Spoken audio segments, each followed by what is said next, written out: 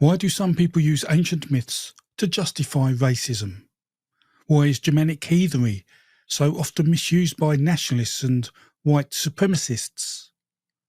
Let's talk about why these people are wrong to use these stories the way they do.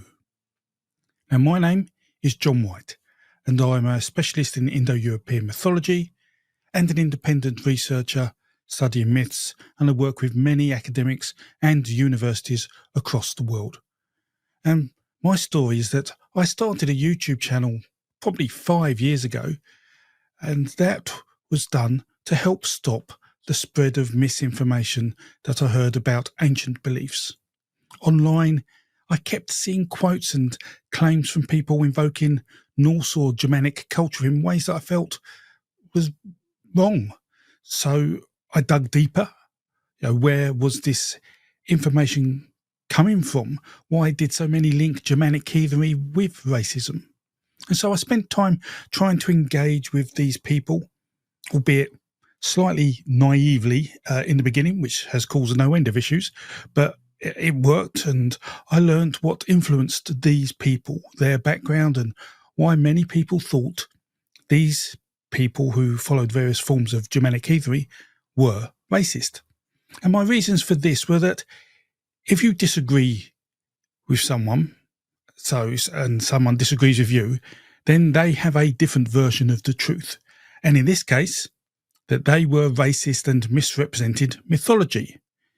And so therefore I need to, find out and talk to them why. And so that is what I did. Now, this isn't going to be a political video.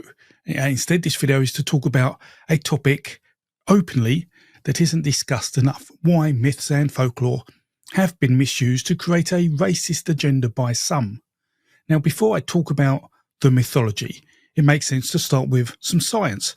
And we can say that around 30,000 years ago, so about 1,000 generations, our ancestors, wherever they lived in the world, likely had dark skin, and every living human outside of Africa today can trace their ancestry back to a small group that migrated from Africa around 55,000 years ago.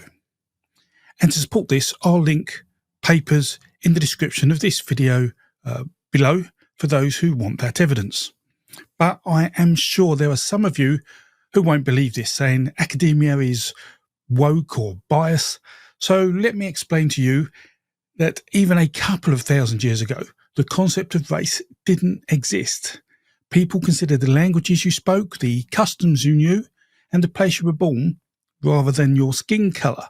Even Romans would call people by their tribe, and therefore many Roman citizens, based on their backgrounds, they could be considered barbarians.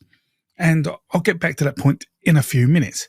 Now, I hope for those of you who watch my channel on a regular basis, I hope that I show, albeit indirectly, that we are all humans. We share so much in common, especially stories.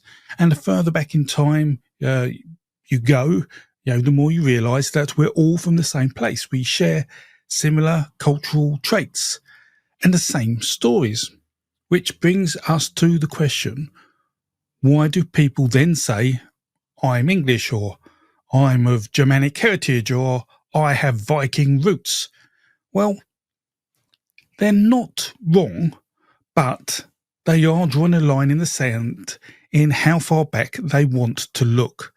And this is for several reasons. It is far easier to say I'm English than to say I'm a hybrid of Anglo-Saxon, Norse, Roman, Celtic, Neolithic, Anatolian farmer with a bit of Mesolithic hunter-gatherer ancestry. But more significantly, it allows people to emphasise points, sometimes historically accurate, sometimes made up, about history, such as this is our land, and this in turn allows us to show that historical amnesia is selective. People will often believe what they want to believe. And this emphasises why people with such biases like folklore and myth, because they can easily be altered to justify the narrative you want. And let me explain, let me give you an example. Now, throughout Europe, there are 4 key creation stories told across most countries. 4 stories. Yes, the details between them change, but the stories themselves, well, they remain the same, which really means the actual story being told doesn't matter. It could have been borrowed from anywhere. What matters is that you have a story and that its outcome matches your belief. And this is what has happened with myths saying who is the chief god, or how the world was created, or how it will end. But what needs to be understood isn't that these myths were created and then people followed them believing they were true. It is that people have beliefs already, their biases already existed, and then they use the myths to give those beliefs credibility, justification. In effect, your bias shapes the creation myths of your religion and not the other way around. And we see this as part of the German political movement of the Second World War. Germans weaponized myths and folklore for their own purposes to justify their biases, their racism. And unfortunately, some of these traits continue today with people considering ancient symbology racist, where in the right context, these symbols are sacred religious symbols of ancient cultures. Nothing to do with racism. We find that during the war, key figures such as Heinrich Himmler created a pseudo-religion by misusing Germanic myths and runes, by leveraging the heroic tales of warriors in the sagas and misrepresenting early Roman work about Germanic tribes.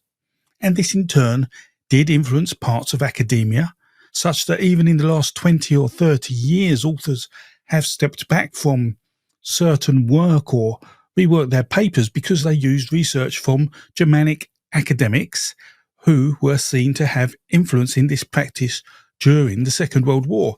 And you should read the opening few chapters of Bruce Lincoln's Theorizing Myth for a real-life example of this. It's an amazing book, and the first few chapters will really drive it home what's been going on and how Bruce has had to change what he was doing, what he was researching.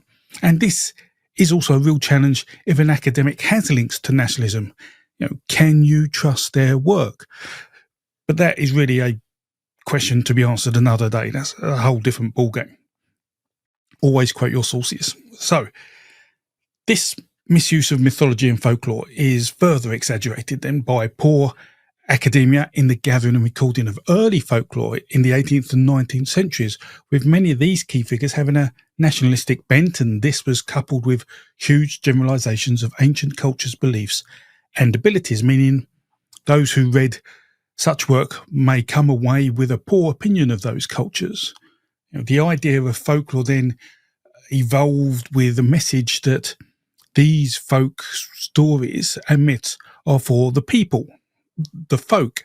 And whilst this isn't inherently racist, it would contribute to an exclusion-based culture, an idea that, again, has persisted in some cultures. And in Germany, all this ended up as the Germanic people who supported the main political party in the Second World War as believing that they were white and pure and northern. But as I have suggested, this is nonsense. No Germanic person is that. No English person is that. Just turn the clock back and you'll see we're all a mix of all our ancestors from places that many of these people have never even been to as you look across, the time and space. Our ancestors are people from cultures that have risen and fallen, that have migrated, that have been absorbed, and that have found new lands. But from my research, by far the most important piece of the puzzle of understanding racism within the heathen community is the following, probably the most commonly cited text by racial nationalists, and that is Tacitus's Germania, chapter 4. And they will point to this passage as proof that Germanic tribes were a pure race. And here's what Tacitus wrote. And keep in mind that this was at best second-hand Roman rhetoric. It's not anthropology, not a work about the Germans written by the Germans. And it goes, for my own part, I agree with those who think that the tribes of Germany are free from all taint of intermarriages with foreign nations, and that they appear as a distinct, unmixed race, like none but themselves. Hence, too, the same physical peculiarities throughout so vast a population. All have fierce blue eyes, red hair, huge frames, fit only for a sudden exertion. They are less able to bear laborious work. Heat and thirst they cannot in at least endure. To cold and hunger their climate and their soil inure them.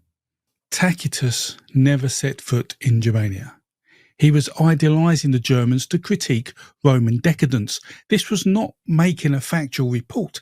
He even contradicts himself later, noting intermixing with the Ossi and the Aravitsky in chapter 28 of Germania. This wasn't science, it was Roman propaganda, and Germanic heathens are misrepresenting it to fit their racial narratives. Now, there is more I can say about the poor research carried out by some of these heathen organisations, and so if you wish to join one because you want to investigate the religion of your ancestors, then look to join one that has signed Declaration 127, which is a declaration owned by the Throff, which is an education service for inclusive heathenry. And certainly I would argue that if the name of the organisation you're looking to join has the name of a Germanic god in it, be careful. But now I'd also assume that there are some organisations who also say that they are not racist, but they will also say they do not tell their members how to act or behave, allowing their members to be racist. And this, to me, is also a red flag. If you're looking to join such an organisation, again, ask their members what their beliefs around racism are before you decide to join. I won't be specifically critical about the religious beliefs of these organisations, how they create their prayers and blots, although I will say I was shocked at some of the beliefs, what people really believed about how the world and people were created. And in some respects, some heathens are no different to Jehovah's Witnesses. Some make very literal views that make no sense to science. And it is these issues, this misinformation, which is why I started this YouTube channel. And so for the record, I am not religious. I have never or never will belong to any of these religious organisations. Although I will always be open to talking to them in an effort to educate and learn. Otherwise, how are we ever going to change things?